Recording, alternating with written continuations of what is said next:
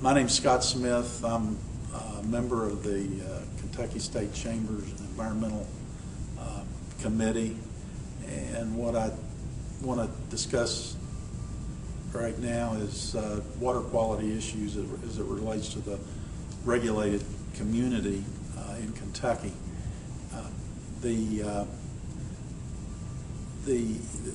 standards that are being set or have been set in the past have been pretty much built around the obtaining permits.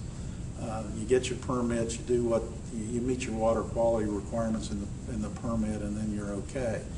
What's happened recently is, or over the last probably 5 years or 10 years, is that water quality issues are becoming a lot more complicated and are a lot more diverse depending on what you're doing and how you're doing it.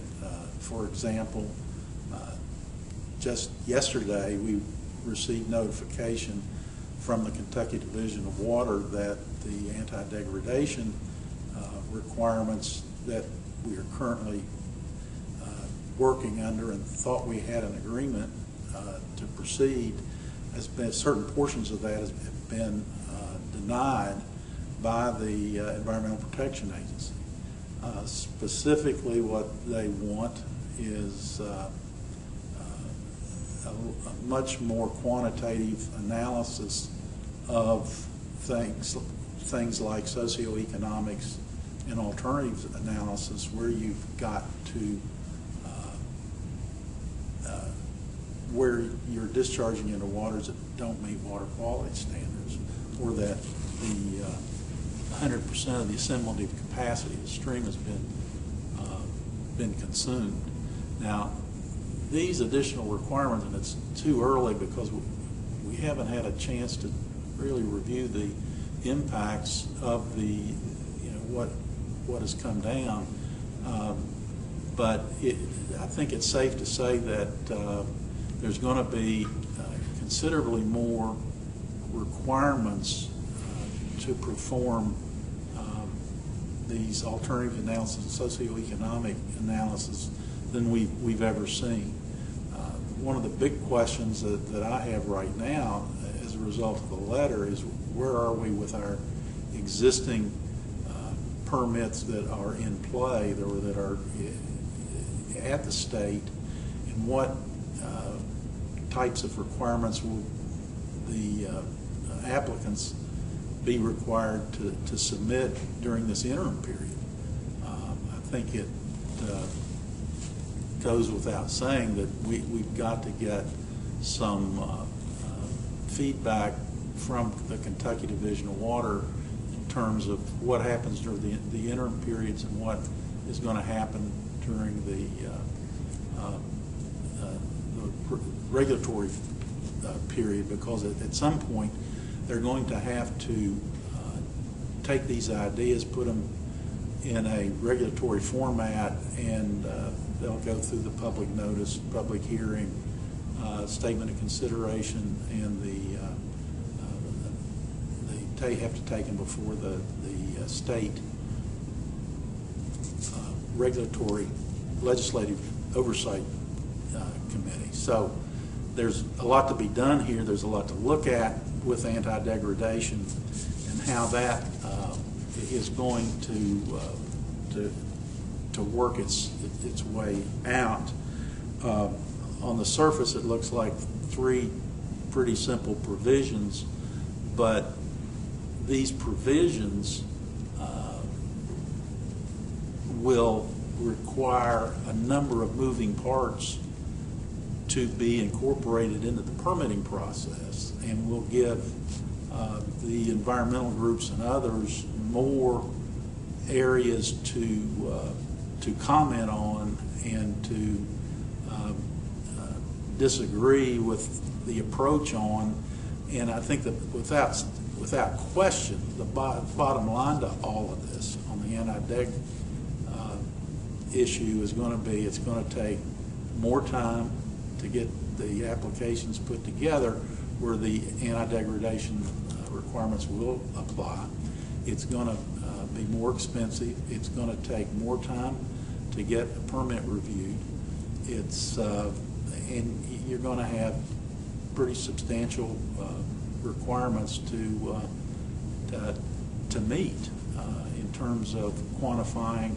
For example, they want a method to quantify the impact of your discharges on the total, on the stream area that you're discharging into. What does that mean, and how's it going to be implemented, and who's going to do the analysis, and who's going to set this up? What role is the state going to play, or is all of these requirements going to be placed on the applicant to make that determination? So there's a lot of loose ends, which there should be after we've had this document for 24 hours. But it's definitely an important issue that we're going to have to deal with. Other areas deal with that I'm concerned about are the implementation of the state's MS4 program. And the MS4 programs are cities of certain sizes have to obtain stormwater permits, and for the city, but also included in these permits, these are local cities and towns across the state, but also contained in these permits are requirements, additional requirements in some cases for construction, and also additional requirements if you're a manufacturing facility on your stormwater program, which the bottom line means that if you're operating in an MS4 city, then you will have permit requirements or additional requirements from the city. You're going to have requirements from your state permit. You're going to be inspected by the MS4, the local folks. You're going to be inspected by the state for construction and stormwater requirements, at your facility, and EPA. And in many cases, the agencies may be inspecting your facilities independently, or they may do a combined inspection. The interesting thing about what I've noticed is that EPA is taking the lead in some of these, in many of these inspections, and which means if violations are written, we're going to have to deal with the EPA's the way that the EPA process in Atlanta, their penalty scheme, and many other things that we may or may not have to deal with, certainly in Kentucky. So these are, the MS4 area is very problematic and new to most of the regulated community. We're used to engaging our regulators in Frankfurt and in certain cases in Atlanta or Washington with EPA. But with the MS4 programs, these are local programs that are being put together that generally, the ones I've seen, have requirements that exceed the Kentucky stormwater construction permit. And the regulated community really needs to get involved in these local issues as they are developed. And there are committees that are required that the local communities have to have input from the regulated community and others. And it's important that the regulated community get involved in these and become a participant early on, because there's a saying these days that goes something like this, that you're much better off being at the table than being served at the table. And I think that understanding and having some input and relying on some of the resources that you've got at the state chamber's offices can be very beneficial if you get involved early in these situations. There's also a questionnaire that EPA has sent out to the stormwater community recently. I think it's a fairly onerous request for information. I've seen the list of companies that the questionnaires have been sent to in Kentucky.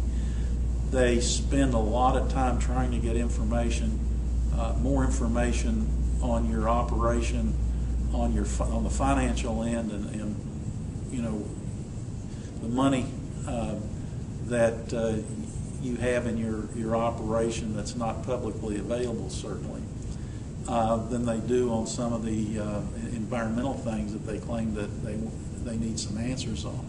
This is, EPA estimates that the amount of time that is going to be required to complete these forms that they've sent out is approximately 60 hours. That's a substantial amount of time. Strongly recommend that if you received one of these, that you get in touch, certainly with your accountant and anybody else that can help you get some factual information involved in the situation. Another change that's taking place on construction water permitting is there are turbidity standards, water quality standards that are being developed by EPA that will come into play when Kentucky renews their stormwater permit. Now, at this time, it's been withdrawn, but it's going to be a similar situation to what the coal industry has looked at with conductivity.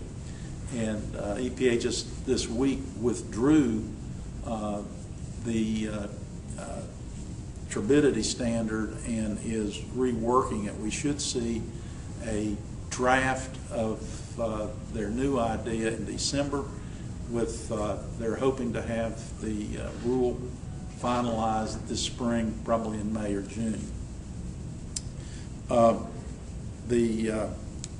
There's also a concept on construction that there will be post-construction stormwater requirements in place, or soon to be in place, on these MS4 permits that are being issued. So, and it's another reason to stay engaged with your local community to find out what those are going to be.